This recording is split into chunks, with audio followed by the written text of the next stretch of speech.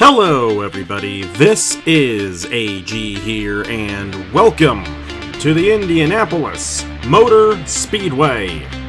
We are here to qualify for the third crown jewel event of the season in the 2025 Wawa Cup Series, the JBL Brickyard 400.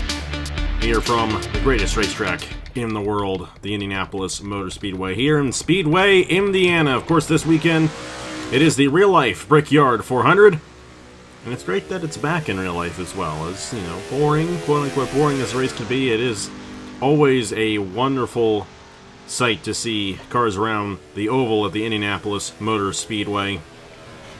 This is a big fan of the Indianapolis 500, have a lot of respect for the Brickyard 400 as well as an event.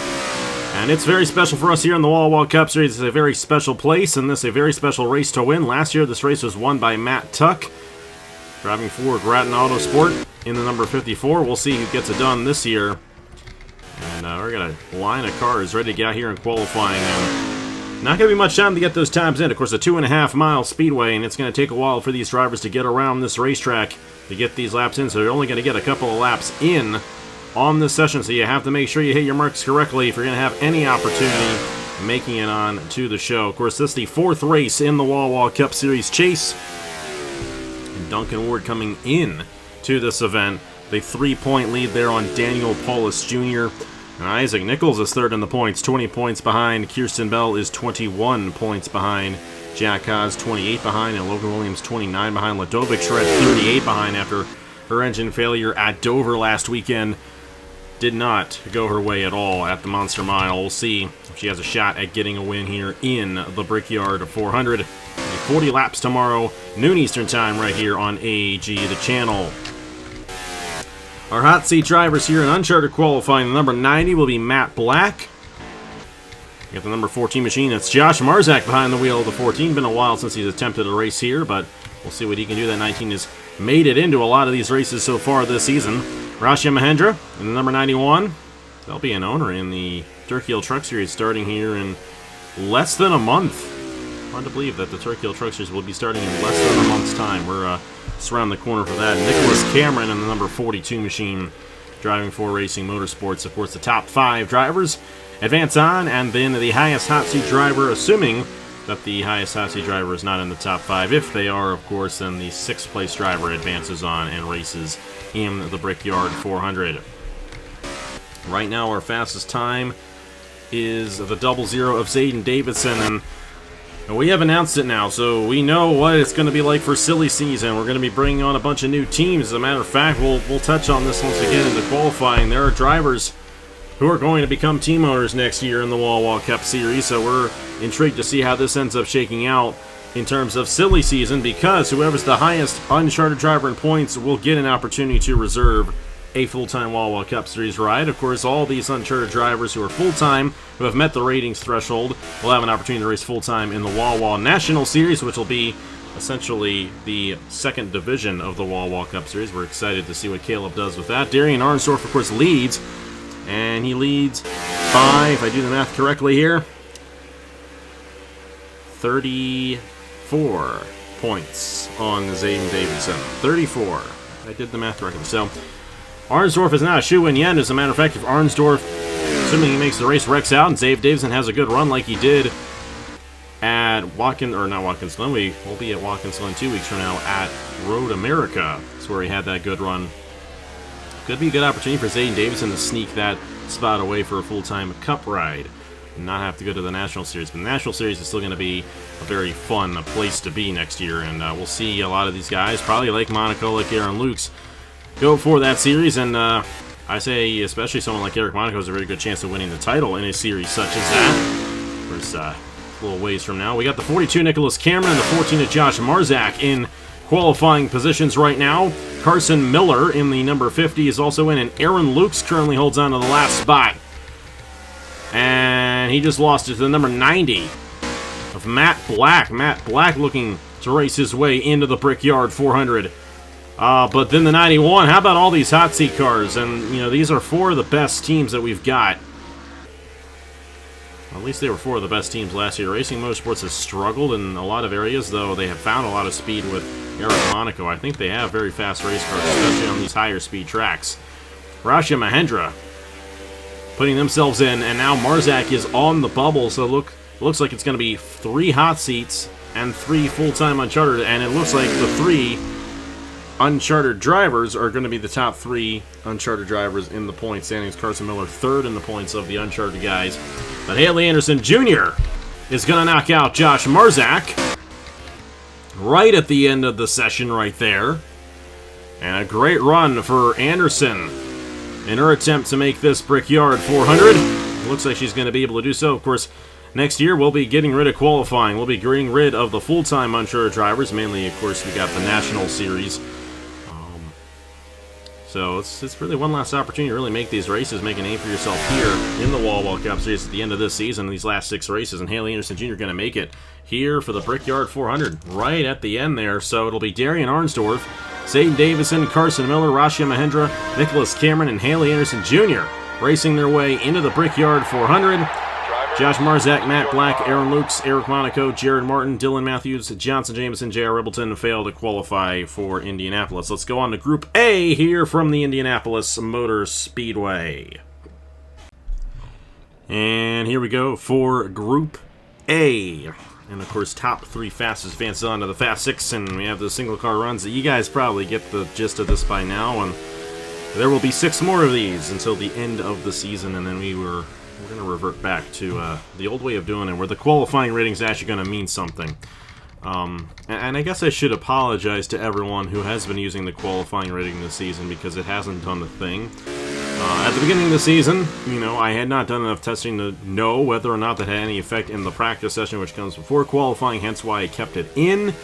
I think it's pretty obvious at this point that it does not do a single solitary thing. So we're gonna bring it back, and it actually will mean something again next year, and in the Turkey Hill Truck Series as well. Once we get that rolling here in a few weeks, of course, Caleb will be running the Truck Series and the Wawa National Series next year. And we might as well discuss this now, and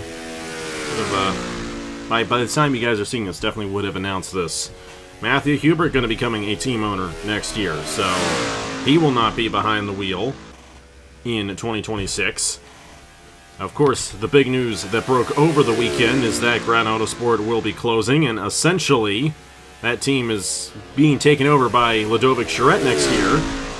In a way, it'll be Entresys Motor Racing, but the number 51 will still be a part of that organization with the Samsung sponsorship. So even though Stewart's not really going to be a part of this officially, he will still be much a part of it in spirit, with GRT still remaining, at least in some capacity, I would imagine.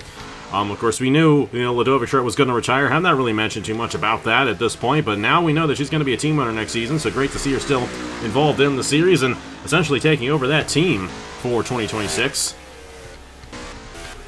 And then the other one, we'll get to the other one that we know of for sure at the moment. That'll be Travis Crampton, who will be bringing Triad Racing in. So Crampton also will be retiring from driving at the end of the season. We also know that Jesse Turner will be retiring as a driver as well. And then also Justin Zeidel in the number 3, and Zeidel, I believe, is in the first session there as well. So we'll get to their teams in just a moment. Of course, Zeidel Motorsports was a team in the old NOFSRL Cup Series back in the day, so Justin is a prior owner, though it'll be interesting to see how the experience goes for him with driver ratings. I'm intrigued to see how that team ends up faring next season. We got Drew Webb right now at the top of the board, and great to have Drew back, and it'll be very interesting to see where he ends up next year, because he's going to barely make the threshold for the ratings at this rate. But it'll be intriguing to see where he goes, because he is a past champion, and if he does the ratings, of course, the whole year, he's a good enough driver to go out there and win the championship. So it'll be very intriguing to see if anyone picks him up before the draft at the beginning in January. I definitely think he's going to sign somewhere. Where, I have no idea. Silly season is going to get very, very silly. Almost too silly. Jack Haas in the 39 to the top of the board for Evans Ross Racing. Jack Haas was runner-up last week at Dover, and he's had quite a few of those runner-up finishes this year. 28 points behind our points leader of Duncan Ward. Solid run here in qualifying at Indianapolis. Avery Alford to the top of the board. Actually won the pole at Michigan earlier this season. And hasn't had the best start to the chase. He's 54 points behind. There goes the 11 of Darian Arnsdorf. No surprise there. And then Ludovic Charette as well. Ludovic still only with 1 win on the season. And of course, blew an engine at Dover last weekend. And with how strong and how consistent Duncan Ward and Daniel Paulus Jr. have been this year, don't really know if we're going to see Ludovic Charette be able to rebound. It's possible, but 7 of these races remain here in the Wawa Cup Series. Not 6. 7 races remain. And 38 points in 7 races is doable. But I don't know. Is there any recovering from that? And we'll just have to see if that ends up being the case. She's in the Fast 6 at the moment with Darian Arnsdorf, who has done an excellent job in qualifying as of late. And Arnsdorf is very much on his way to getting a full-time ride next season. It'll be fascinating to see where he ends up.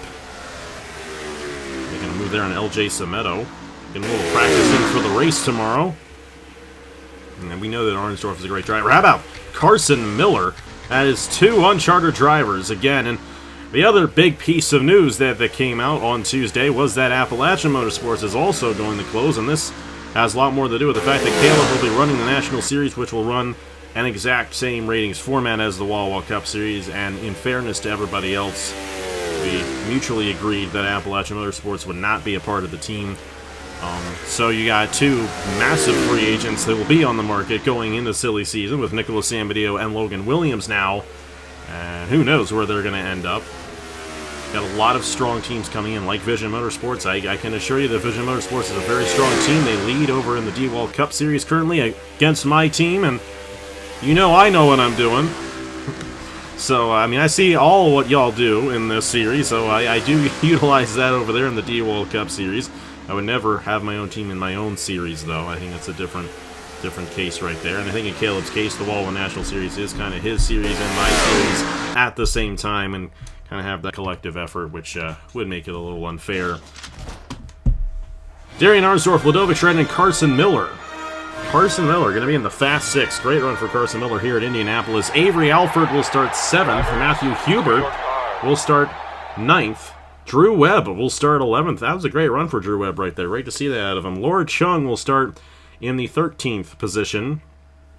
Isaac Nichols will start 15th. Tanner Parton will start 17th. Duncan Ward's going to start 19th. Again, just kind of a midway run for Duncan in qualifying. Jack Haas will start in 21st. The runner-up last week. Not last year. Runner-up last year in this race was Blaine Keys. Jack Haas was the runner-up to Blaine Keys last week at Dover. Trey Bartow will start 23rd. LJ Semedo will start 25th. Leonard Kochmer will start 27th. Bernardo de Oliveira will start 29th. Nicholas Cameron will start 31st.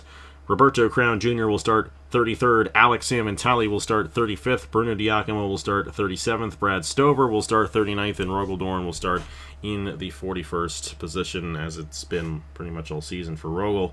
Hey, Rogel is absolutely going to improve his situation going into the Truck Series for one, and then going into the Cup Series next year. Once we get him back in the swing of things, then things are going to really get interesting at the top. All right, let's move on to Group B here from the Indianapolis Motor Speedway. So he joins Arnsdorf, Charette, and Carson Miller, the Fast 6 here for the Brickyard 400. And here we go for Group B from the Indianapolis Motor Speedway.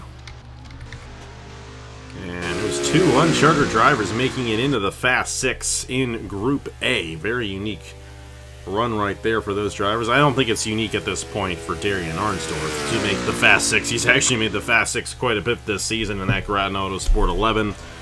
Carson Miller, on the other hand, though, that is a surprise, and a pleasant one at that.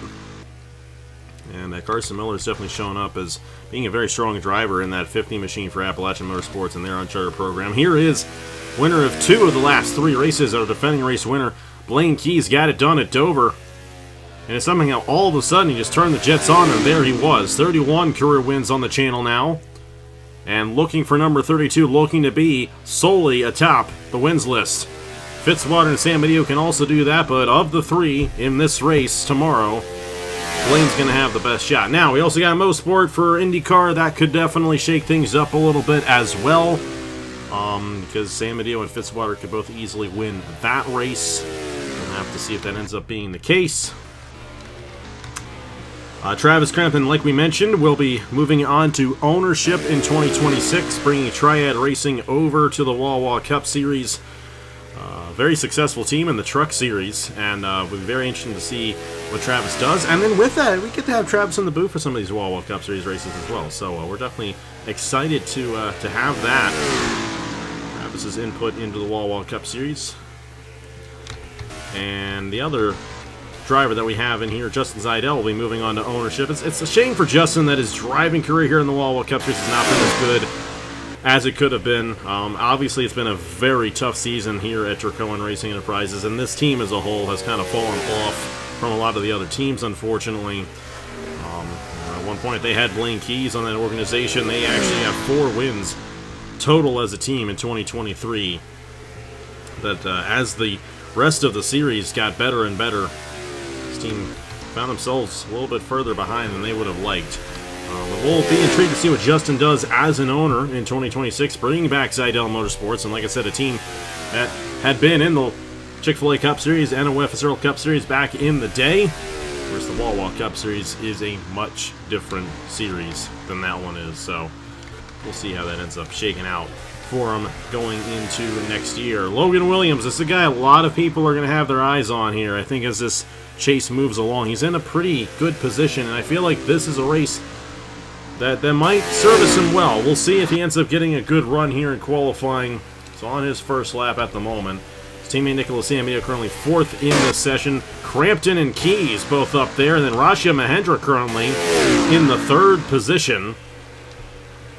And I think I've said this before. This is very much a car-based racetrack, an owner's track, because at least in qualifying, I should say. Maybe not necessarily in the race, but the car means so much more than the driver on a racetrack such as this. And I think that's why we saw Carson Miller have such a good run in his lab, why we saw Rashia Mahendra be up there. These are very good teams that we expect to run well, and they have done so. And how about Paulus up to the top of the board in the 54 machine? And he's only 3 points behind Duncan Ward, and with where Duncan Ward started, if Paulus can hold on to this top 3, he's going to have a very good opportunity at it. And being the points leader going into Iowa next week. Of course, next week's race, that will be, once we're done with next week's race at Iowa, that will be the halfway point of the Wawa Cup Series chase, and then only 5 races will remain. But at this moment, we still have 7 races to go until we crown a champion at Darlington Raceway on Labor Day weekend. Blaine Keys is in it right now, and so is Kirsten Bell in the 93. Crampton just on the outside looking in. They are in the 4th position. Crampton almost won this race back in 2023. Getting a bit of a pull there off of Blaine Keys. We'll see if he can improve his time here or not. I do not believe he will at this point. Allie Anderson Jr. Oh, he did! He just knocked himself in. Knocked Kirsten Bell out, and Crampton might go for the pole here at Indianapolis in the Brickyard 400. Great run for Crampton, who is 8th in the points, 40 points behind, and Zayden Davison is blown up here in qualifying. He's 9th quickest. That time will stand. Hallie Anderson Jr. is 5th in the 92 machine. Great run for the uncharted driver, and all the races she has made, she's run very, very strong. Nicholas Samadeo and Kirsten Bell have both bumped Blaine Keys and Travis Crampton out. What a run for the two of them, and they were perfectly in line right there. How about Nicholas getting himself into the Fast 6 here in Indianapolis? Kirsten Bell and Daniel Paulus Jr., the last one in at the moment. The time is going to run out here. Not quite yet. Going to have 30 more seconds, so it's not officially over yet. Blaine Keys now 4th. Travis Crampton 5th. Hallie Anderson Jr. 6th. Nathan Smith, Logan Williams is 8th. Brian Webb, Braden Perez. Not a good run for Andrew Miller. He's kind of struggled in that 86 on certain tracks, all the way down in 17th. He's the lowest of the chase drivers. Next highest in the order there is Logan Williams in the 95. Thomas Troxel down in 11th, but he is not a chase driver. That does it for Group B, and Nicholas Samadillo is going to join for the pole there with Paulus and Kirsten Bell. So you got Arnsdorf, Charette, and Carson Miller, and Ludovic Charette's won 6 poles already this season, going for her 7th. And then you got Paulus, Samadillo. Bell does have a pole from the season. I don't remember where it was, but she has won a pole.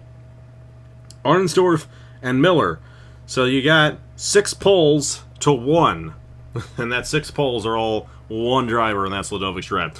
Blaine Keys will start 8th in the number 32. Travis Crampton will start 10th. Hallie Anderson Jr. will start 12th. Nathan Smith will start 14th. Logan Williams will start 16th. Brian Webb, I should say, will start 18th. Braden Perez will start 20th. Thomas Troxel will start 22nd. Zayden Davidson will start 24th. Rashia Mahendra will start 26th. Angel Gutierrez will start 28th. Christian Master will start 30th. Bryce Egan will start 32nd. Andrew Miller will start 34th. Jesse Turner is going to start 36th.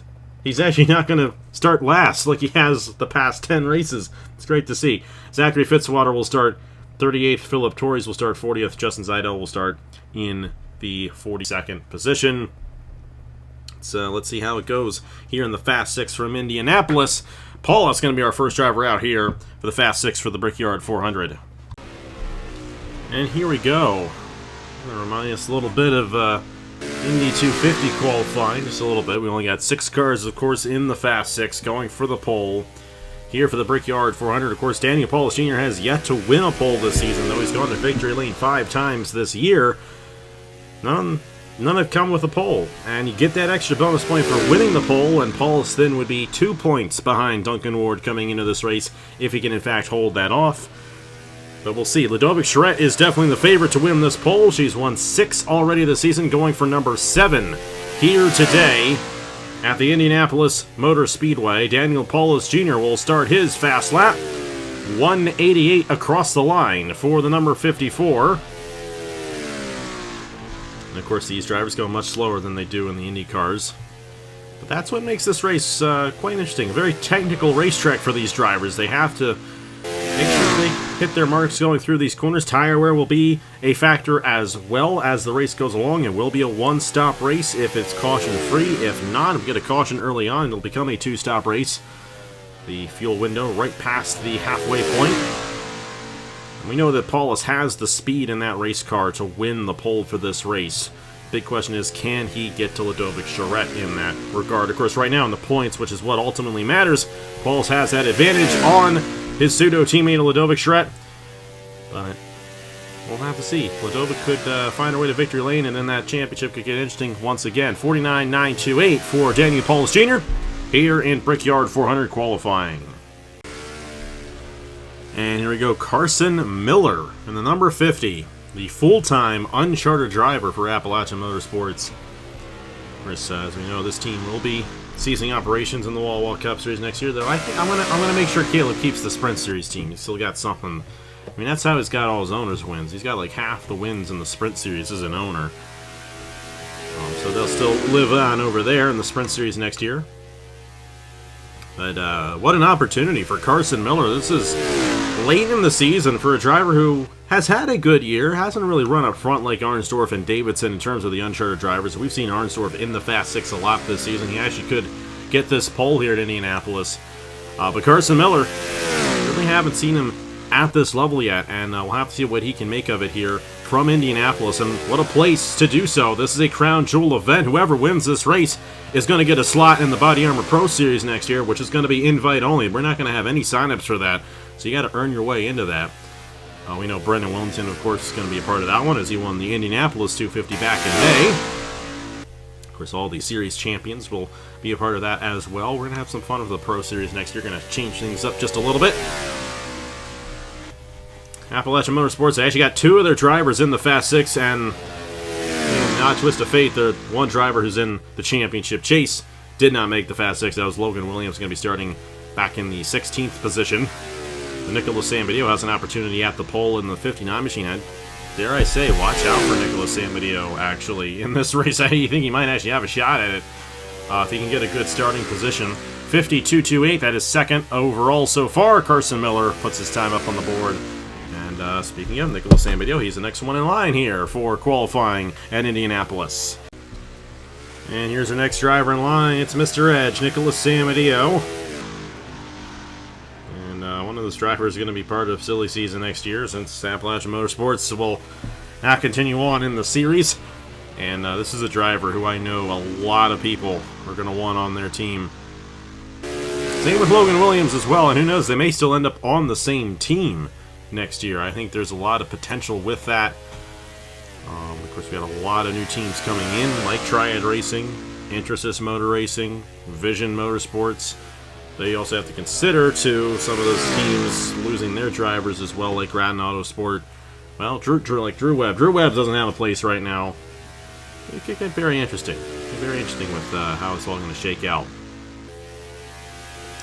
And Nicholas Amedeo is going to be a part of that in the number 59. You know, one driver who I don't think is going to be a part of any of that is Paulus. I think Paulus is pretty much locked in the return of Velocity next year, though who knows what Matt has up his sleeve now that he's kind of the kingpin of the GRT Alliance. Well, he's kind of always been that. I shouldn't say too much about that. The buzzword, the GRT Alliance. So I know a lot of the folks like to see someone like Nicholas Amedeo be a part of this Fast Six. Also, Kirsten Bell is the fastest, and she will be the 5th driver out in the session. Ladova Schredt and Darian Arnsdorf, the other two, yet to go out here. Nicholas' teammate, Carson Miller, was a 52.28.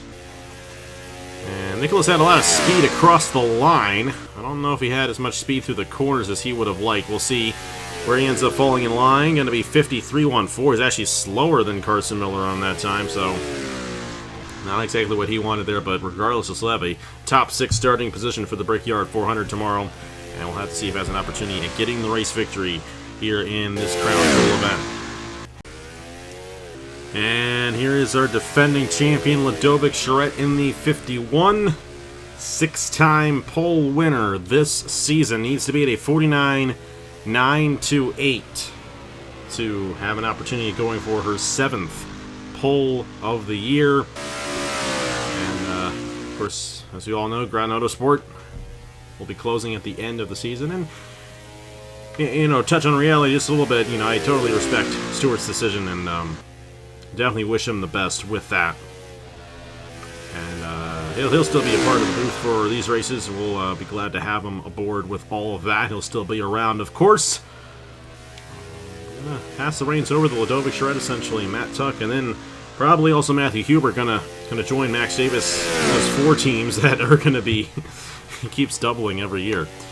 Of course, we're gonna have 40 chartered teams next year as well, and 20 teams overall. So a lot of opportunity for people to become team owners, and then on top of that, drivers. The way it's looking, we'll probably have about 9 or 10 slots open to sign up for the Wawa Cup Series, and then you got the 36 rides that are going to be in the National Series. So there's going to be a lot of opportunity for new faces to get into a full-time ride in a rating series next year, and we're excited. We're excited for all that opportunity for everybody next year, because we want to try to get as many people involved as possible without watering down the product that we have. And you know, I don't think we're particularly doing that. We'll still see certain drivers dominate in the Wawa Cup Series next year. That's going to definitely be the case. A great lap here at Ladova Schredt. I have a good feeling. Once again, she's going to be a top. But will it be fast enough to get to Paulus? Let's see. Across the line, it is 51.78. It's not going to be Schredt today. Paulus is still the fastest, and Daniel might finally get that pole. We will see. It will not be Ladova Schredt. 51.78. For Ladova Schredt, that is 2nd quickest so far. And next driver in line, Kirsten Bell, still fighting for this championship in the number 93 machine. And this is also a type of race that Kirsten could win, though she hasn't been up front entirely all of these races like we've seen with Paulus and with Schredt and with Duncan Ward, but she's been consistently getting good finishes and still very much in a position to win this championship if things fall a certain way, and one race victory can change all that too. We've only had one Chase driver so far win a race in the Chase out of the 3 races, and that's been Duncan Ward at Road America, and in that race, the rest of the Chase drivers all finished outside the top 10. So the chasers have not really been up front in a lot of these races. The whole point of the rating system and the chase and all this is so that those drivers who are battling for a championship are battling up front in the races during the end of the season, and that hasn't happened yet because Blaine Keys finally turned it on a little bit too late. But hey, he's got a couple more wins, and we'll see what he does tomorrow. We'll see what Kirsten Bell does here on her fast lap at Indianapolis. And this team is well in contention for the regulars, or the owner's title, I should say. Trying to get around Team Williams and actually have a good opportunity at it tomorrow with Kirsten qualifying as well as she has, and Jack Haas, wherever he is, I forgot already. Oh, he's all the way back in the field. He's actually behind Duncan Ward. I take that back. This could be interesting in terms of the owner's title after the Indianapolis race. We'll see how it all ends up shaking out after tomorrow's event in that owner's title. And that's a big thing for the owners, having the best team overall, getting the most points. There's no chase reset in that. Kirsten Bell going 181. Just a notch below Ludovic Schret. So it's either going to be Daniel Paulus Jr. or Darian Arnsdorf winning the pole here in Indianapolis. Still a good lap, though, for Kirsten Bell. That is currently third overall here, Brickyard 400 qualifying. And Darian Arnsdorf, the last driver here in the Fast 6 shootout at Indianapolis, looking to beat Daniel Paulus Jr. Paulus looking for his first pole of the season. First, like I said, 5-time winner here in 2025. And we'll see if he gets number 6. That would tie Blaine Keys and Drew Webb in the past 2 years, 24 and 23. For most wins on the season. Of course, he needs 2 more to break the record in a Wawa Cup Series season. The caveat with this season, there are 2 more races, but he still has a great opportunity at getting to 7 before race number 30, which would pretty much lock himself as the winningest driver officially in a Wawa Cup Series season. Kind of an odd... Yeah, it seemed to be kind of an odd get-up lap there for Arnsdorf, but he's got it back up to speed. Now, he has a shot here at getting to Paulus in the time. We'll see if he has enough speed to be able to do so. Well, that's a very slow corner right there in turn number 2, and that might seal it. I think Paulus is going to have this one locked in. And it's about time for Daniel Paulus Jr. getting a pole position here in the Wawa Cup Series. Ludovic Schret has gotten 6th this season. She's not going to get this one. Arnsdorf, an uncharted driver, does not have near the amount of driver ratings that Paulus does in a very similar car. So one would assume that Paulus would have the advantage on Arnsdorf in that regard, and I think that will in fact be the case here. Darian Arnsdorf will cross the line. His time is going to be a 54.75. That was the slowest of the 6, which means Daniel Paulus Jr. has won the pole for the JBL Brickyard 400 here from Indianapolis. And there you have it. Starting lineup for tomorrow's JBL Brickyard 400 here from the Indianapolis Motor Speedway. Daniel Paulus Jr. gets his first pole of the season. He'll start alongside Ludovic Schret on the front row. Kirsten Bell and Carson Miller make up row number 2. Nicholas Samedeo and Darian Arnsdorf in row number 3. Avery Alford and Blaine Keys in row 4. Matthew Hubert and Travis Crampton in row 5. Drew Webb and Hallie Anderson Jr. in row 6.